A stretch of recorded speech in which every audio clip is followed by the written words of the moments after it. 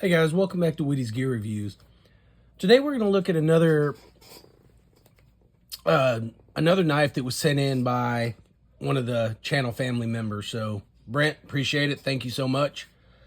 What we're looking at today, and I've seen this thing advertised, come across YouTube, Facebook, and I thought it was pretty cool that he sent it over. And I've watched a couple of videos of it myself and was intrigued. So this is what we're looking at today. This is the Ganzo G807 fixed blade. Oh. It's kind of what it looks like. This is in the gray and the green. We'll go over some specifics. That's the blade profile and what it looks like in the sheath. Let's go ahead and open this thing up and I'll tell you my thoughts and maybe do some comparisons.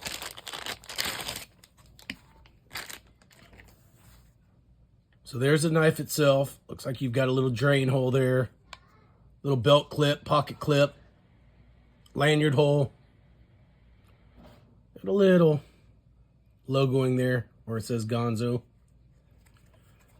It's got a good lockup, no rattling. Let's see, it's got the place there to press off with your thumb. There's your blade. It's a nice drop point. Right there you can see it says that it's made out of 9 CR14 carbon steel. You've got the manufacturer there. Then you've got the handle. Now, on the specifics to this thing, guys, overall, you're looking at 8 inches. 3.5 inch blade with a 4.5 inch handle. And again, it's made out of the 9 CR14 carbon steel, drop point with a HRC of 59.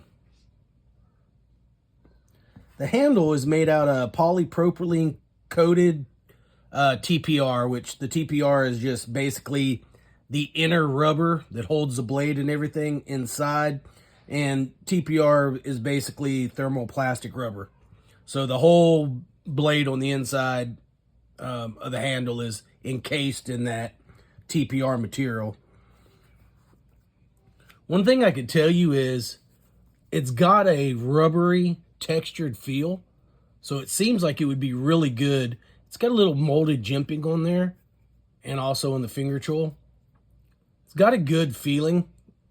Good size handle, you know, to get on there. But I do like the feel of the handle. The handle is really comfortable. It's really ergonomic, and whatever kind of rubberized coating this is, you know, makes it feel like it's going to stay in your hand when you're cutting through some things. What I wanted to kind of look at this thing, when I first kind of saw it, other than the grind of the blade, it said Morakniv Companion. I do have a Mora, and I kind of wanted to compare the two. And there's going to be differences, but it made me think of the Mora. So if you look at the Morakniv Companion, you're going to have maybe not even a little longer. Let's check and see. I thought the Mora just seemed like it had a longer blade, which it does. So you have a 4-inch blade on the Mora, but it's skinnier with the Scandi grind. This one's made out of the stainless steel, but there's no lanyard hole on the end of this. But the handles feel a lot alike with this rubberized texture. Thickness, I've got to give it to the Ganzo. The thickness, it's a lot thicker. I have seen some people beat this knife to pieces, and it's held up. This knife, can you baton with it? Yes. Is it going to last long if you're constantly batoning with it? No. But in a survival situation, if you had to use it to take bigger wood down to kindling, you could do that. The question is, could you do it with this? And from what I've researched, the videos I've watched, everybody says, yes, you can. The question's always been, none of the stuff I could find what the inside looks like. We know this one is not full tang. But I was able to find a video where somebody actually did a cross section of this knife because they couldn't find anything about it. And I just drew a rudimentary drawing of what it would look like on the inside so people know before they buy it. That's basically how it looks. The tang, or it tapers down to a tang that goes about halfway through the handle. And it's got some holes in it that TPR kind of goes through those holes, and that's what holds everything tight within the knife. The only thing I could say is I think that rubberized coating on the inside would take a lot of the shock if you were using that to break down bigger wood. If you were batoning with it, the only thing that would have to happen is basically as you're hitting it, it would have to break through that rubber, through this outer polypropylene layer, and then come out. I don't know if that is possible with that rubber, the way it's infused around the handle, but it could. So I just wanted to point that out. Now, some of the things that makes this knife interesting, just like what makes a lot of people buy this, comes down to price. The price of these knives right now on Amazon in this color, which is like a lime green and gray. This one and the orange and gray, which the rubberized coating of, again, is gray, and the inner part that you see here is orange, if you prefer that color. These things out the door are $16.51, tax included. They're $16.95 right now with a 10% clickable coupon and next day shipping through Prime. It's just a nice overall knife. Nice little stonewash finish on it. This is a good, throw in your camping gear, throw in your backpack, anywhere where you want a fixed blade or a secondary fixed blade. If you're carrying one on your hip, in a camping situation or a hiking situation, yeah, everybody worries about weight, but these things aren't super heavy. And if you wanted to have a backup knife, this would be a good one. Or if you had a good folder and you wanted to have the capability to shave some wood shavings and not really mess up your pocket knife, which you may be using for processing food or anything like that, this would probably do it. And this is a piece of fat wood, just kind of see how it feels in the hand. If you were going to shave some feather sticks or anything like that.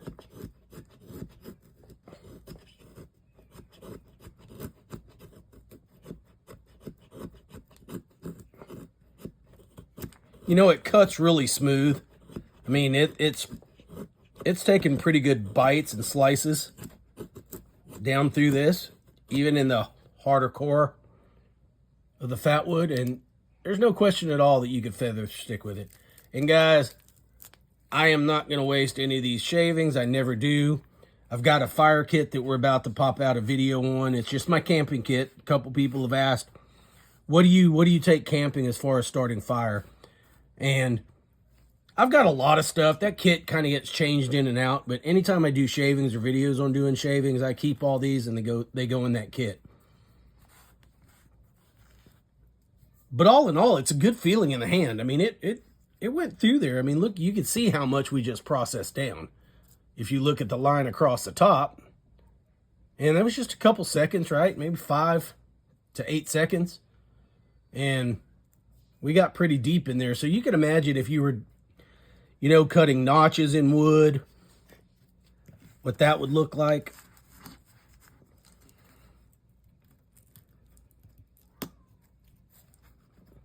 It doesn't take long. It's out of the box pretty sharp.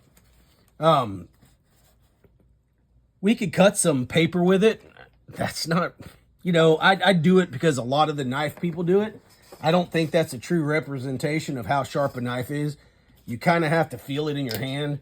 But this is a piece of cardboard, just a price tag. And it's kind of rubberized.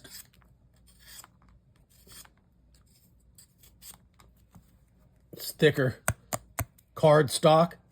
And I mean, it slices right through there. So it's a sharp knife right out of the box. The 9CR is going to, you know, keep a pretty good red edge retention, be somewhat rust resistant. It's going to be a good knife. I mean, for the money. Now, this does come in a couple other different colors, which I thought was weird that they were a little more expensive. So if you wanted to get this thing in the all black, black handle, black sheath, you're looking at $18 minus your 10% coupon. And if you get the tan and black, where of course the handle's black, the, you know, little accents there are tan with a black sheath, you're looking at $18.95 minus your 10% clickable coupon. But I would take this out and I would use this without a question. And it's probably going to go into one of my bags because it is very comfortable. And if you're looking for a good beater knife, just for your everyday use, if you carry a fixed blade and, you know, you do a lot of hard use on your fixed blade, this is probably a good one to try out, to work with for a while and see what you think about it.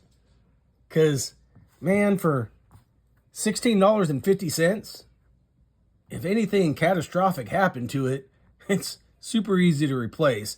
I've got several Mora Garbergs. That's a heavy knife. Probably not gonna break the first one I bought in my lifetime unless I'm trying to use it to cut myself out of a tank or a car or something like that. But that's a stout knife. This is a lighter, more affordable option if you want a super ergonomic, fairly light, decent blade, fixed blade knife. And if you're one of those people where you like the color match, there are several different colors. So you have different color options to choose. If you like, you know, the blaze orange, get the orange. The green, all black, tan and black, gives you options. Anyways, guys, this was just a quick review on this video. I just kind of wanted to give everybody an insight of what the knife was, how much it cost, and what did the tang look like on the inside of the knife. Because I think that's important for people to know, because it's not stated on all the places that sell this knife. It doesn't state anywhere that it's got kind of like a squared off tang that goes halfway through the knife. Anyways, guys, do me a favor. Like, share, subscribe, click all those notifications. Still 3 ways to support the channel. You got your Whitty's gear, memberships, buy me a coffee. We'd appreciate it for any of the help there. And stay tuned. Got more content coming out. That's all we got for today, guys. Love y'all. We'll see you on the next one.